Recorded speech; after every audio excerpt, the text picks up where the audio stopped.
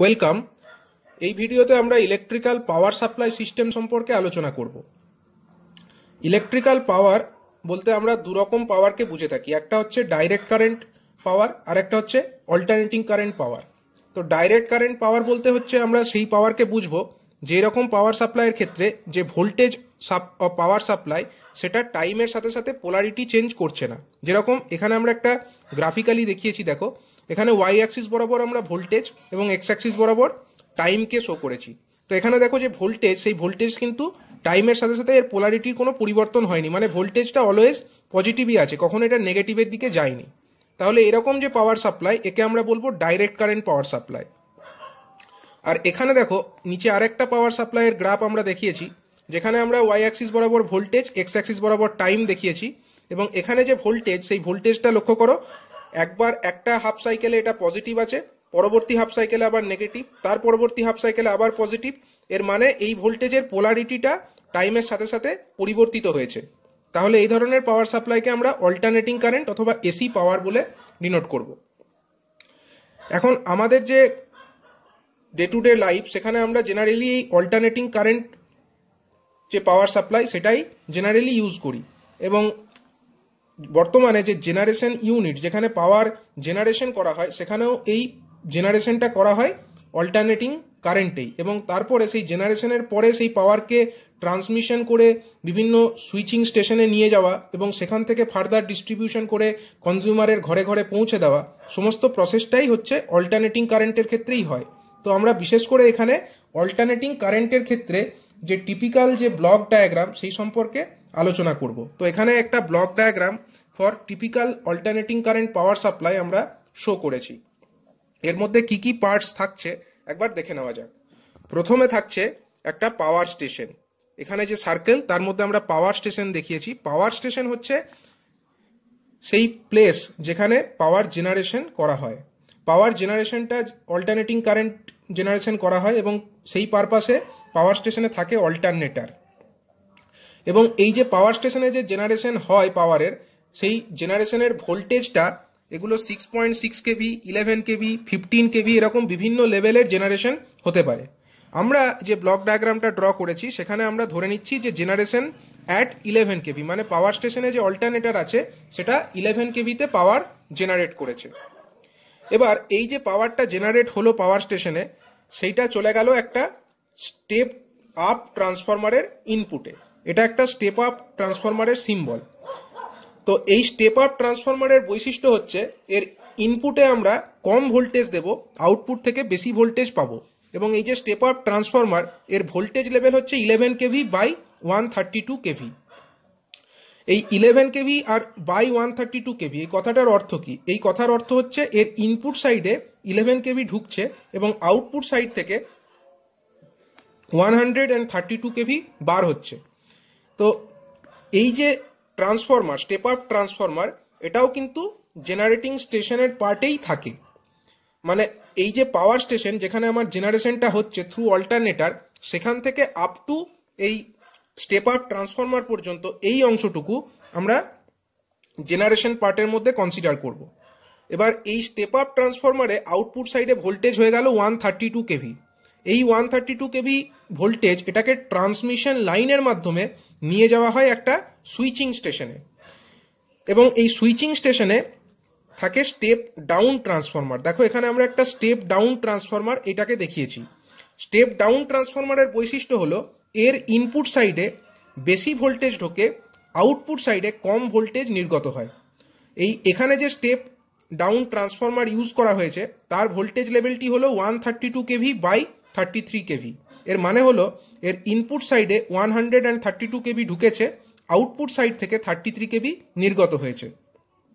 এবং এই যে স্টেপ আপ ট্রান্সফরমার, তার যে আউটপুট সাইড যেখান থেকে 132 কেভি নির্গত হয়েছিল, সেই 132 কেভি লাইন নির্গত হওয়া থেকে আপ টু এই সুইচিং স্টেশনের যে ট্রান্সফরমার, যার ইনপুটে 132 কেভি ঢুকেছে, সেই ট্রান্সফরমারের আউটপুটে 33 কেভি বেরিয়েছে।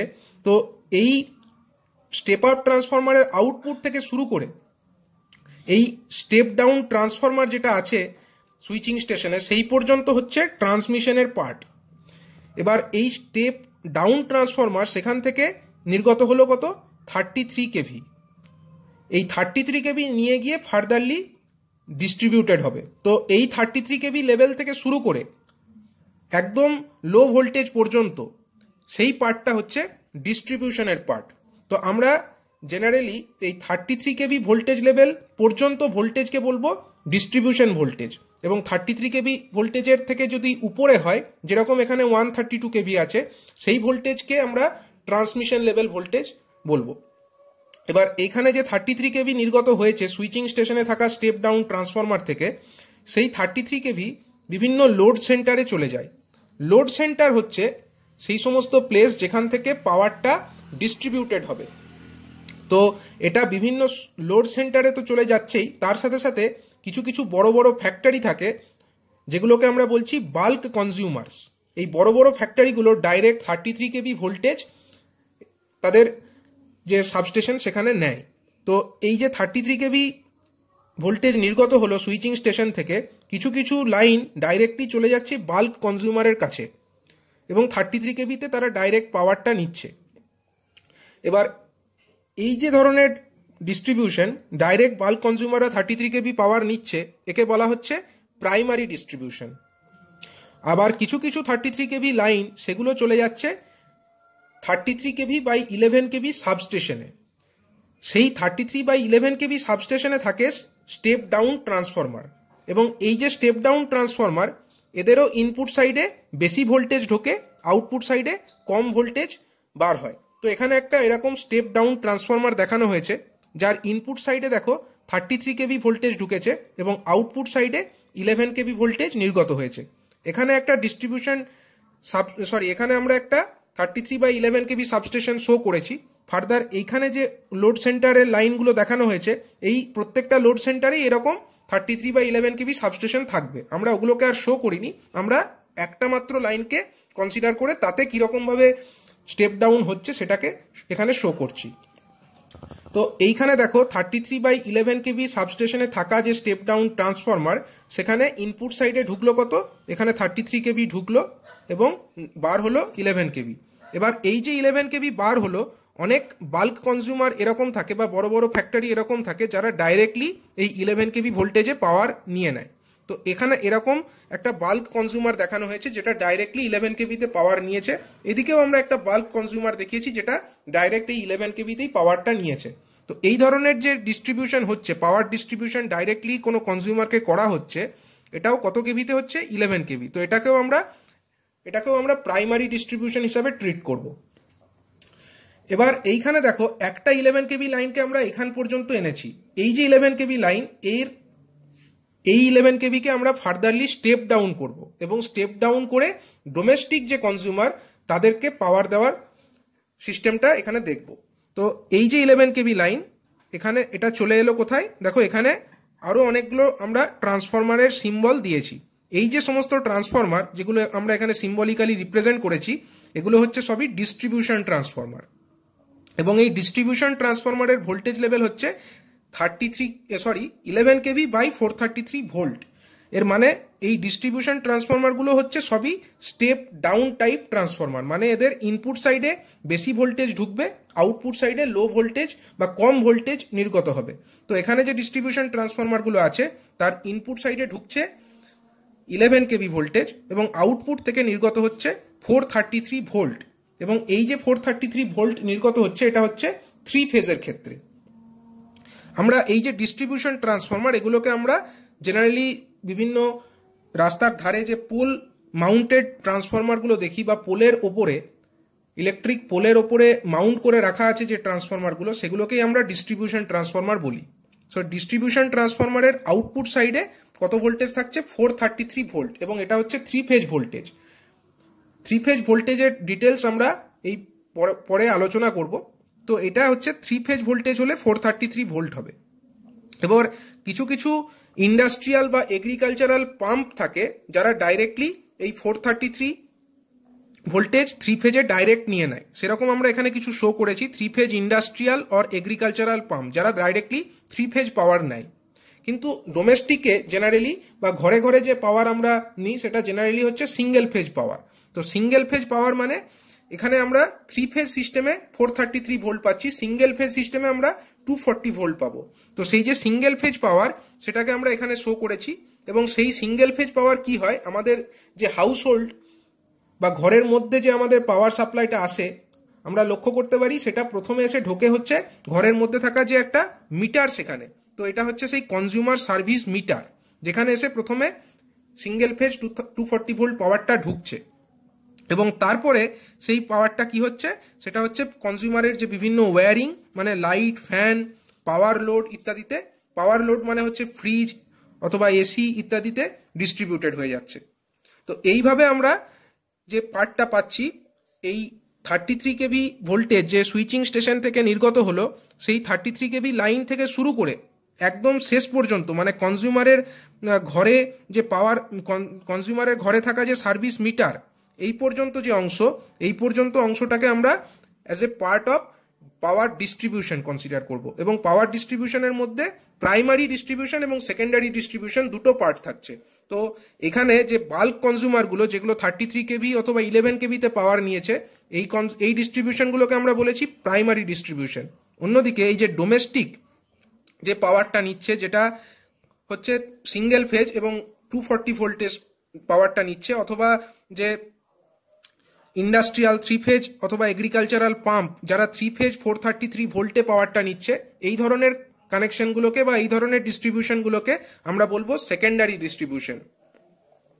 এবার এই সংক্রান্ত কিছু কিছু ভোল্টেজ লেভেল আমাদের জেনে রাখা উচিত, যেমন স্ট্যান্ডার্ড জেনারেশন ভোল্টেজ, মানে পাওয়ার স্টেশনে যে জেনারেশনটা হচ্ছে অল্টারনেটরের মাধ্যমে, তার যে ভোল্টেজ লেভেল, এটা জেনারেলি হয় 6.6 কেভি, 11 কেভি, 15 কেভি, এরকম বিভিন্ন ভোল্টেজে জেনারেশন হয়।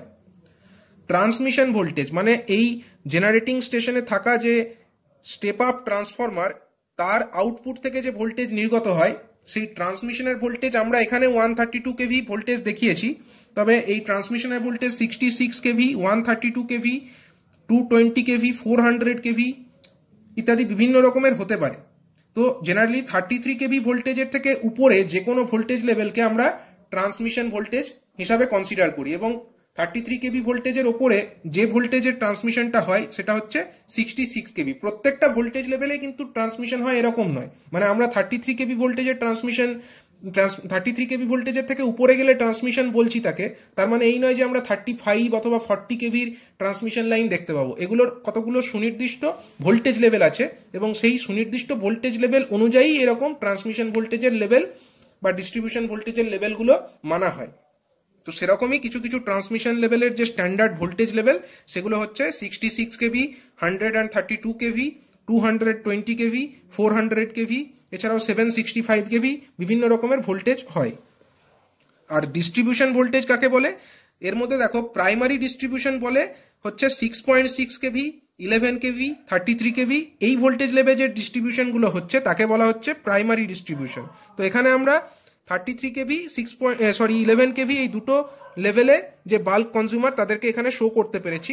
অন্য কোনো যদি পাওয়ার ডিস্ট্রিবিউশন নেটওয়ার্ক হয়, সেখানে আমরা 6.6 কেভি ভোল্টেজও শো করতে পারি। তো এই রকম লেভেলে যদি ভোল্টেজ ডিস্ট্রিবিউশন হয় 6.6, 11 কেভি অর 33 কেভি, এইরকম ভোল্টেজে পাওয়ার ডিস্ট্রিবিউশন হলে তাকে আমরা বলছি এসি প্রাইমারি ডিস্ট্রিবিউশন। অন্যদিকে যে 433 ভোল্টে যে 3 ফেজ কানেকশনগুলো পাওয়ার পাচ্ছে, যেমন ইন্ডাস্ট্রিয়াল অথবা এগ্রিকালচারাল পাম্প, এগুলো যে পাওয়ারটা পাচ্ছে সেইগুলো, অথবা যে ডোমেস্টিক কনজিউমার যারা ঘরে ঘরে যে পাওয়ারটা নিচ্ছে সিঙ্গেল ফেজ পাওয়ার এবং তার লেভেল হচ্ছে 240 ভোল্ট, এই ধরনের ডিস্ট্রিবিউশনকে বলা হচ্ছে এসি সেকেন্ডারি ডিস্ট্রিবিউশন। তো এই আলোচনা থেকে আমরা একটা এসি পাওয়ার সিস্টেমের বা এসি পাওয়ার সাপ্লাই সিস্টেমের ব্লক ডায়াগ্রামটা বুঝতে পারলাম, এবং তার মধ্যে কি কি পার্টস থাকছে সেই সম্পর্কে একটা ব্রিফ আইডিয়া তৈরি করতে পারছি। এরপরে আমরা আলোচনা করব concept of single phase and 3 phase system. তো এখানে আমরা একটা সিঙ্গেল ফেজ এবং 3 ফেজ সিস্টেমে কিভাবে পাওয়ার জেনারেশন হচ্ছে সেই সম্পর্কে একটু আইডিয়া নেব। তো দেখো, প্রথমে আমরা একটা সিঙ্গেল ফেজ সিস্টেম সম্পর্কে আইডিয়া নিচ্ছি। তো এখানে দেখো দুটো ম্যাগনেটের পোল দেখানো হয়েছে, একটা হচ্ছে ম্যাগনেটের নর্থ পোল আর একটা হলো ম্যাগনেটের সাউথ পোল। এবং সেই নর্থ এবং সাউথ পোল যদি থাকে তাদের মধ্যে কিছু ম্যাগনেটিক লাইন্স অফ ফোর্স অবশ্যই পাস করবে। এবং আমরা জানি যে ম্যাগনেটের ভেতরে সাউথ থেকে নর্থে যায়, ম্যাগনেটের বাইরে নর্থ থেকে সাউথের দিকে কিছু ম্যাগনেটিক লাইন্স অফ ফোর্স, অর্থাৎ এই দিকে ডাইরেকশন থাকবে তার, কিছু ম্যাগনেটিক লাইন্স অফ ফোর্স যাবে। এবার সেই ম্যাগনেটিক লাইন্স অফ ফোর্স যে জায়গা দিয়ে পাস করছে সেইখানে আমরা একটা সিঙ্গেল টার্ন কয়েল যার নাম হচ্ছে এ ড্যাশ, এটাকে যদি প্লেস করি এবং তারপরে যদি আমরা এই a dash কয়েলটাকে anti clockwise rotate করি, এই যে ডাইরেকশনে দেখানো হয়েছে অর্থাৎ অ্যান্টি ক্লকওয়াইজ, সেরকম রোটেট করলে আমরা এই কয়েলের অ্যাক্রসে একটা ভোল্টেজ জেনারেশন হতে দেখব। এই জেনারেশন সম্পর্কে আমরা এর আগের ভিডিওতে জেনারেটরের ওয়ার্কিং প্রিন্সিপাল যখন আলোচনা করেছি তখন এ ব্যাপারে ডিসকাস করা হয়েছে। তো এখন আমরা জেনারেশন কিভাবে হচ্ছে সেই ডিটেলসে যাব না, আমরা জেনারেশনের ফলে কি ভোল্টেজ আউটপুট পাচ্ছি সেটার গ্রাফিক্যাল রিপ্রেজেন্টেশনটা এখানে দেখার চেষ্টা করব। তো আমরা এটুকু বুঝতে পারছি, যদি আমরা একটা ম্যাগনেটিক ফিল্ডের মধ্যে একটা কন্ডাক্টরকে প্লেস করে তাকে যদি মুভ করাই তাহলে কি হবে, এই কন্ডাক্টরটা যে ফ্লাক্স লাইন্সগুলো আছে সেগুলোকে কাট করবে এবং তার ফলে এর অ্যাক্রসে একটা ভোল্টেজ জেনারেটেড হবে। তো এর অ্যাক্রসে যে ভোল্টেজটা জেনারেটেড হচ্ছে তাকে যদি আমরা ই দ্বারা ডিনোট করি বা এ দ্বারা ডিনোট করি, সাপোজ এটাকে আমরা এ ড্যাশ দিয়ে ডিনোট করছি কারণ এই কয়েলটার নাম হচ্ছে এ ড্যাশ, তার জন্য আমরা এই ভোল্টেজটাকে এ ড্যাশ বলে ডিনোট করলাম। এবং এই কয়েলটাকে যদি আমরা অ্যান্টি ক্লকওয়াইজ ঘোরাই তাহলে আমরা দেখতে পাবো যে ভোল্টেজটি জেনারেটেড হচ্ছে সেই ভোল্টেজটা প্রথমে 0 থেকে স্টার্ট হয়ে আপ টু একটা সার্টেন ভোল্টেজ ইএম পর্যন্ত গেল, তারপরে আবার কম হতে হতে একটা সময়ে 0 হবে এবং তারপরে আবার একটা নেগেটিভ হাফ সাইকেলে এটা বৃদ্ধি পাবে এবং বৃদ্ধি পাওয়ার পরে আবার একটা সময় গিয়ে 0 হবে। এবং আমরা যে গ্রাফিক্যাল রিপ্রেজেন্টেশনটা দেখতে পাচ্ছি সেখানে আমরা 0 থেকে 2 পাই পর্যন্ত একটা কমপ্লিট সাইকেল দেখাচ্ছি। এর মধ্যে ইএম যেটা আছে, ইএমটা হচ্ছে এর ম্যাক্সিমাম ভোল্টেজ। এটা হয়ে গেছে কখন না, যখন এই ফেজ অ্যাঙ্গেল এর মান হচ্ছে π/2, অর্থাৎ 90 ডিগ্রিতে যখন পৌঁছাচ্ছে তখন এর ভ্যালু ম্যাক্সিমাম হচ্ছে, মানে এটা হলো একটা সাইন ওয়েভ। এবং সাইন ওয়েভকে আমরা কিভাবে রিপ্রেজেন্টেশন করতে পারি, এ ড্যাশ মানে এই যে ভোল্টেজের ওয়েভ ফর্ম আমরা লিখছি সেটাকে আমরা লিখছি A dash, that is equal to EM মানে maximum value EM into sine omega T. এইভাবে আমরা একটা আউটপুট ভোল্টেজের এক্সপ্রেশনকে লিখতে পারি। এবং এটা হয়ে গেল তার গ্রাফিক্যাল রিপ্রেজেন্টেশন, যেখানে এই যে যেখান থেকে 0 থেকে স্টার্ট হয়েছে সেখান থেকে শুরু করে একদম লাস্টে যখন আবার 0 হয়ে গেছে এইটুকু সময়ের মধ্যে যে গ্যাপ তাকে বলা হচ্ছে টাইম পিরিয়ড টি। এবং time period T is equal to 1/f, যেখানে এফ হচ্ছে এর ফ্রিকোয়েন্সি, এই পাওয়ার সিস্টেমের ফ্রিকোয়েন্সি বা পাওয়ার সাপ্লাইয়ের ফ্রিকোয়েন্সি হচ্ছে এফ। এটা আমাদের একটা সিঙ্গেল ফেজ সিস্টেম সম্পর্কে আমরা আলোচনা করলাম। আর 3 ফেজ সিস্টেম কিভাবে কাজ করে, তো ধরা যাক এখানে আমরা একটা ম্যাগনেটের নর্থ এবং সাউথ পোলকে রেখেছি। তো স্বাভাবিকভাবেই নর্থ থেকে সাউথ পোলের দিকে কিছু ম্যাগনেটিক লাইন্স অফ ফোর্স যাবে। এবার এদের মিডিল পজিশনে মানে নর্থ এবং সাউথ পোলের মাঝের যে অংশ সেখানে আমরা একটা মাত্র সিঙ্গেল টার্ন কয়েলকে রাখিনি, তার পরিবর্তে আমরা 3টে কয়েলকে এখানে রেখেছি। 3টে কয়েল কি কি দেখো, একটা কয়েল হলো এইটা, এই কয়েলটার নাম হচ্ছে এ ড্যাশ। আর একটা কয়েল হচ্ছে এইটা, এই যে রেক্টাঙ্গেল আমরা দেখিয়েছি এটার নাম হচ্ছে বি ড্যাশ। আর একটা কয়েল হচ্ছে এইটা, এই রেক্টাঙ্গেলটা, এটাকে আমরা বলছি সি ড্যাশ। তার মানে 3টে কয়েলকে আমরা এখানে রেখেছি এবং সেই 3টে কয়েল ইলেকট্রিক্যালি 120 ডিগ্রি অ্যাঙ্গেলে শিফটেড থাকবে। এর অর্থ হচ্ছে এই 3টে কয়েলে যে ভোল্টেজ উৎপন্ন হবে সেই ভোল্টেজগুলো একে অপরের থেকে 120 ডিগ্রি অ্যাঙ্গেলে শিফটেড থাকবে। তাহলে আমরা এখানে এ, বি আর সি এই 3টেকে বলছি starting terminal of first coil, second coil and third coil. A B C এই 3টেকে আমরা বলছি প্রথম, দ্বিতীয় এবং তৃতীয় কয়েলের স্টার্টিং টার্মিনাল। আর এই যে এ ড্যাশ, বি ড্যাশ আর C dash, A dash, B dash, C dash, এদেরকে আমরা বলছি ফিনিশিং টার্মিনাল। মানে finishing terminal of first coil, এটা হচ্ছে finishing terminal of second coil, এটা হচ্ছে finishing terminal of the third coil.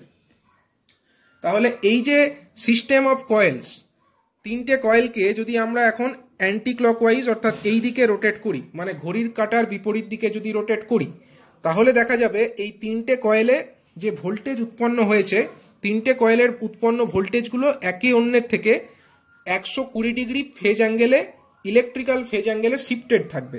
এবং গ্রাফিক্যালি যদি আমরা সেটাকে দেখাই তো আমরা এরকম একটা গ্রাফ দেখতে পাবো। এবার এই যে ভোল্টেজ এই কয়েলগুলোতে উৎপন্ন হবে এ বি সি, এই তিনটে কয়েল বা এ ড্যাশ একটা কয়েল, বি ড্যাশ একটা কয়েল, সি ড্যাশ একটা কয়েল। তো এই যে কয়েলে ভোল্টেজ উৎপন্ন হবে, এতে উৎপন্ন হওয়া ভোল্টেজের যে ওয়েভ ফর্ম সেটা নির্ভর করবে এই কয়েলটাকে আমরা অ্যান্টি ক্লকওয়াইজ ঘোরাচ্ছি না ক্লকওয়াইজ ঘোরাচ্ছি। তো দুরকম সিচুয়েশন হতে পারে, ক্লকওয়াইজ ঘোরালে একরকম ভোল্টেজ একরকম ফেজ সিকোয়েন্স থাকবে এবং অ্যান্টি ক্লকওয়াইজ ঘোরালে আরেক রকমের ফেজ সিকোয়েন্স থাকবে। আমরা দুরকম ফেজ সিকোয়েন্সেই কিরকম ভাবে ভোল্টেজ উৎপন্ন হচ্ছে দুটোকে আমরা শো করব। তো এখানে দেখো, যখন আমরা এই ক্লকওয়াইজ ডাইরেকশনে সিস্টেম অফ কয়েলটাকে ঘুরিয়েছি তখন যে উৎপন্ন ভোল্টেজ তার ওয়েভ ফর্মটা কিরকম আছে।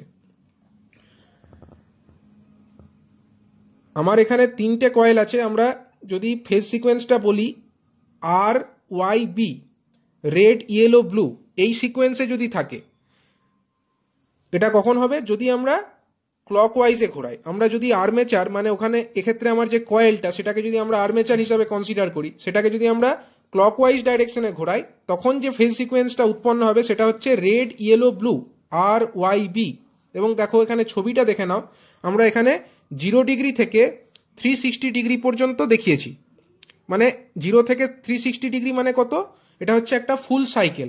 আমরা জানি 2 পাই মানে 0 থেকে 2 পাই পর্যন্ত হচ্ছে একটা ফুল সাইকেল। এবার 2 পাইকে যদি আমরা ডিগ্রিতে লিখি কত পাবো, আমরা 2 পাইকে ডিগ্রিতে লিখলে পাবো 360 ডিগ্রি, কারণ 1 পাই মানে হচ্ছে 180 ডিগ্রি।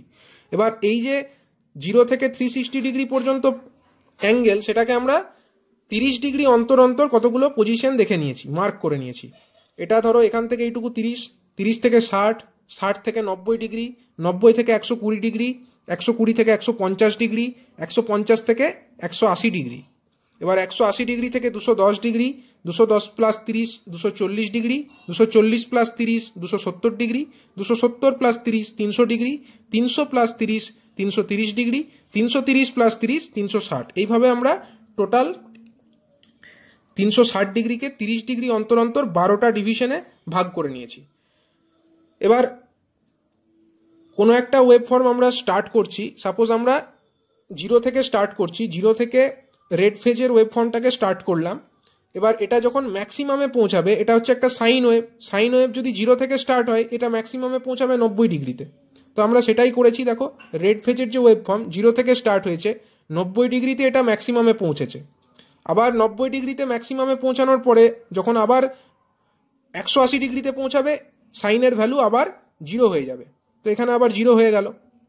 এরপরে এটা নেগেটিভের দিকে বাড়তে থাকবে এবং নেগেটিভের দিকে যখন -1 মানে মাইনাস ম্যাক্সিমামে পৌঁছাবে, এটা কখন মাইনাস ম্যাক্সিমামে নেগেটিভ ম্যাক্সিমামে পৌঁছাবে না, যখন ফেজ অ্যাঙ্গেলের ভ্যালু 270 ডিগ্রি হবে। 270 ডিগ্রিতে সাইন 270 সমান আমরা জানি -1 মানে ম্যাক্সিমাম। তো 270-এ গিয়ে এটা আবার ম্যাক্সিমাম হলো, তারপরে আবার কমতে কমতে যখন 360 তখন আবার এর ভ্যালু 0 হয়ে গেল। এভাবে আমরা রেড ফেজটাকে শো করে ফেললাম। এবার আমরা জানি যে প্রত্যেকটি ফেজ রেড ইয়েলো ব্লু তিনটে ফেজে উৎপন্ন ভোল্টেজগুলো একে অন্যের থেকে 120 ডিগ্রি অ্যাঙ্গেলে শিফটেড থাকবে। মানে এটা যখন 0 থেকে স্টার্ট হয়েছে, এটা যদি 0 এখানে স্টার্ট হয় তাহলে ইয়েলো ফেজটা যেটা এর থেকে 120 ডিগ্রি অ্যাঙ্গেলে পিছিয়ে আছে তার 0টা স্টার্ট হবে কোথায় না এটার থেকে 120 ডিগ্রি পরে। এর থেকে 120 ডিগ্রি পরে মানে কত, এটা হলো 0 ডিগ্রি, 0 প্লাস 120 মানে এইখান থেকে, মানে ইয়েলো ফেজের ওয়েভ ফর্মটা স্টার্ট হবে এই 120 ডিগ্রি থেকে। এবং 120 ডিগ্রি থেকে যদি আমরা স্টার্ট ধরি তাহলে এটা ম্যাক্সিমামে পৌঁছাবে কখন, 120 প্লাস 90 মানে 210 ডিগ্রিতে গিয়ে এটা ম্যাক্সিমামে পৌঁছাবে। এবার আবার কখন এটা 0 হবে না 210 প্লাস 90, 210 প্লাস 90 মানে 300 ডিগ্রি, 300 ডিগ্রিতে ইয়েলো ফেজটা আবার 0তে পৌঁছাবে। এবং 0 থেকে এটা আবার পরবর্তী ম্যাক্সিমামে পৌঁছাবে কখন না, এটা হচ্ছে 300 ডিগ্রি মানে 390 ডিগ্রিতে গেলে এটা আবার ম্যাক্সিমামে পৌঁছাবে। কিন্তু এখানে তো 390 ডিগ্রি পর্যন্ত দেখানো নেই, এর মানে এটা 0 থেকে 360 ডিগ্রি পর্যন্ত আমরা এখানে শো করতে পারছি। এবং বাকি যে অংশটুকু সেইটুকু অংশ আমরা এখানে শো করতে পারছি না। অন্যদিকে যদি আমরা নেগেটিভের দিকে দেখি তাহলে 120 ডিগ্রি থেকে এটা পজিটিভের দিকে যাওয়া স্টার্ট হয়েছিল, ঠিক কথা। তার মানে 120 ডিগ্রির আগে অবশ্যই এটা নেগেটিভের দিকে ছিল। এবার যদি এটা 120 ডিগ্রিতে এই ওয়াই ফেজের যে ভ্যালু সেটা যদি 0 হয়, তাহলে 120 মাইনাস 90 মানে 30 ডিগ্রিতে এটা নেগেটিভ ম্যাক্সিমাম হয়েছিল, সেটাই আমরা এখানে দেখিয়ে দিয়েছি। এবং যদি 30 ডিগ্রিতে এটা নেগেটিভ ম্যাক্সিমাম হয়, তাহলে 30 মাইনাস 90 মানে মাইনাস 60 ডিগ্রিতে ওটা আবার 0 হবে। কিন্তু এখানে তো আমরা 0 ডিগ্রি থেকেই স্টার্ট করেছি, মাইনাস 60 এখানে আমরা দেখাতে পারবো না। কিন্তু আমরা যদি ওয়েভ ফর্মটার প্যাটার্নটা লক্ষ্য করি, তাহলে এটা এইরকম ভাবে আবার নিচের দিকে যাওয়া স্টার্ট করবে। তো এই পর্যন্ত আমরা শো করতে পারছি। তো এইভাবে আমরা ইয়েলো ফেজের ওয়েভ ফর্মটা এঁকে ফেললাম। এবার যদি আমাদেরকে ব্লু ফেজেরটা আঁকতে হয়, আমরা জানি যে প্রত্যেকটা ফেজ 120 ডিগ্রি অ্যাঙ্গেল করে শিফটেড আছে। তো 0 থেকে 120, এটা হলো একটা 120, মানে এখান থেকে রেড ফেজ স্টার্ট হয়েছিল এবং 0 থেকে 120 ডিগ্রি পরে ইয়েলো ফেজটা আমার স্টার্ট হয়েছে। তাহলে ব্লু ফেজ কখন স্টার্ট হবে? এই 120 যেটা স্টার্ট হয়েছিল ইয়েলো ফেজ, তার থেকে আরো 120 ডিগ্রি পরে, মানে 120 প্লাস 120 মানে 240। তাহলে 240 থেকে আমার ব্লু ফেজটা এখান থেকে স্টার্ট হবে। ব্লু ফেজ 240 থেকে স্টার্ট হলো, তাহলে এটা ম্যাক্সিমামে কখন পৌঁছাবে? 240 প্লাস 90 ডিগ্রি মানে 330 ডিগ্রি। 330 ডিগ্রিতে এটা ম্যাক্সিমাম ভ্যালুতে পৌঁছাবে। এবার 330 ডিগ্রিতে ম্যাক্সিমাম পৌঁছানোর পরে আবার 0 কখন হবে? 330 প্লাস 90 ডিগ্রিতে এটা 0 হবে। 330 প্লাস 90 মানে হচ্ছে 420 ডিগ্রি। কিন্তু আমার এখানে 360 ডিগ্রি পর্যন্তই আছে, আমরা এখানে 420 ডিগ্রি পর্যন্ত দেখাতে পারবো না। কিন্তু আমরা প্যাটার্নটা যদি দেখি, এটা 330 ডিগ্রির পরে ক্রমশ কমতে শুরু করবে এবং নিচের দিকে যাবে, এবং আমরা এই পর্যন্ত এটাকে এইদিকে দেখাতে পারছি।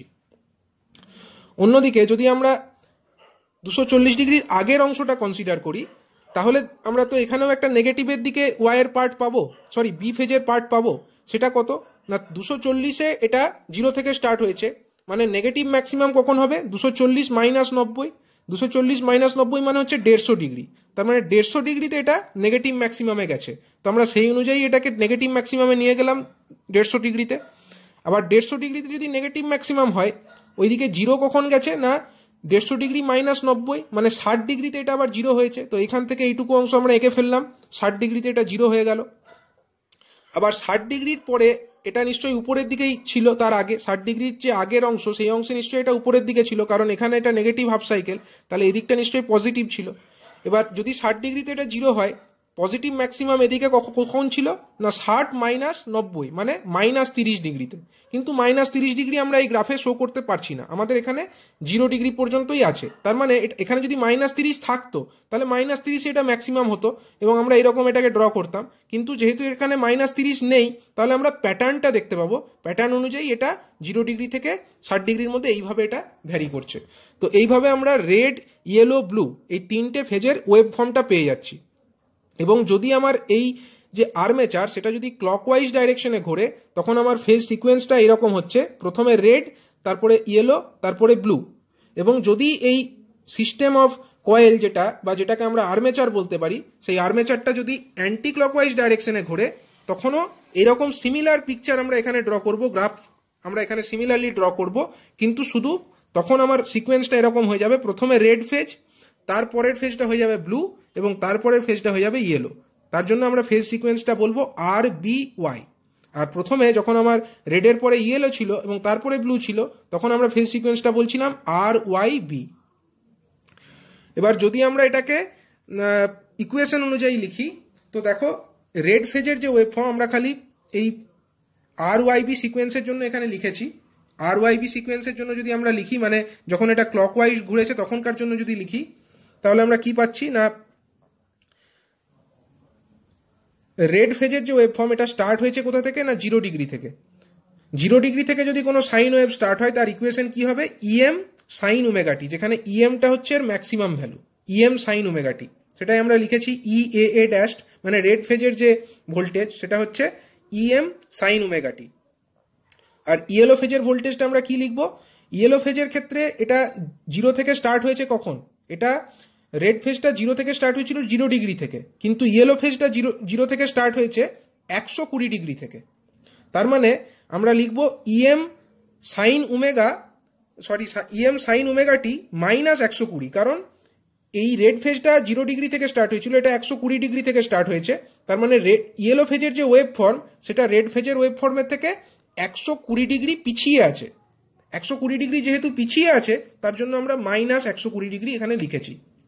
অন্যদিকে যদি আমাদেরকে ব্লু ফেজেরটা লিখতে হয়, তো ব্লু ফেজেরটাকে যদি আমরা রেড ফেজের সঙ্গে তুলনা করি, তাহলে দেখো রেড ফেজটা 0 ডিগ্রি থেকে স্টার্ট হয়েছিল, আর ব্লু ফেজটা আমার 0 থেকে স্টার্ট হয়েছে 240 ডিগ্রিতে। তার মানে আমরা বলতে পারি ব্লু ফেজটা রেড ফেজের তুলনায় 240 ডিগ্রি পিছিয়ে আছে। তাহলে আমরা এর ওয়েভ ফর্মটা কি ইকুয়েশনে লিখব না, EM সাইন ওমেগা টি মাইনাস 240 ডিগ্রি, যেহেতু এটা রেড ফেজের তুলনায় 240 ডিগ্রি পিছিয়ে আছে। আবার যদি আমরা অন্যভাবে ভাবি, তাহলে এটাকে আমরা sine of omega t plus 120 ডিগ্রিও বলতে পারি। প্লাস 120 ডিগ্রি আমরা কেন বলছি, কারণ আমরা ব্লু ফেজটাকে আমরা এখান থেকে এই পর্যন্ত দেখিয়েছি, কিন্তু আমরা এর আগেও যদি এদিকটা কনসিডার করতাম বা ভাবতাম, এদিকটাকে যদি আমরা ভাবি, তাহলেও দেখো এখানেও তো একটা এরকম পার্ট থাকতো, এরকম একটা পার্ট থাকতো, এবং সেটা কখন থেকে স্টার্ট হতো, 0 থেকে, না -120 ডিগ্রিতে এটা 0 থেকে স্টার্ট হতো। এবং সেই হিসাবে যদি আমরা ভাবি, তখন কিন্তু এই ব্লু ফেজটা আমার রেড ফেজের তুলনায় এগিয়ে থাকতো। এবং কত ডিগ্রি এগিয়ে থাকতো না, 120 ডিগ্রি এগিয়ে থাকতো, কারণ এইটা হচ্ছে 0 ডিগ্রি এবং এইখানে এটা -30 এ গিয়ে এটা ম্যাক্সিমাম হতো, এবং 0 ডিগ্রি এটা -30 এ গেলে এটা ম্যাক্সিমাম হতো, এবং এই দিকে যদি এটা থাকতো তাহলে এটা -120 ডিগ্রিতে গিয়ে 0 হতো। তখন কিন্তু এই আমার যে এই ওয়েভ ফর্মটা মানে ব্লু ফেজেরটা, ব্লু ফেজটা কিন্তু 120 ডিগ্রি আমার এগিয়ে থাকতো। তো সেই কারণে তখন আমরা এটাকে এরকমও লিখতে পারি, EM sign omega t plus 120 degree.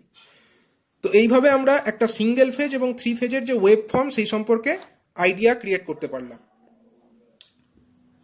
এরপরে আমরা দেখব যে স্টার এবং ডেল্টা কানেকশন। তো স্টার ডেল্টা কানেকশন সম্পর্কে আমরা এর পরবর্তী ভিডিওতে আলোচনা করব।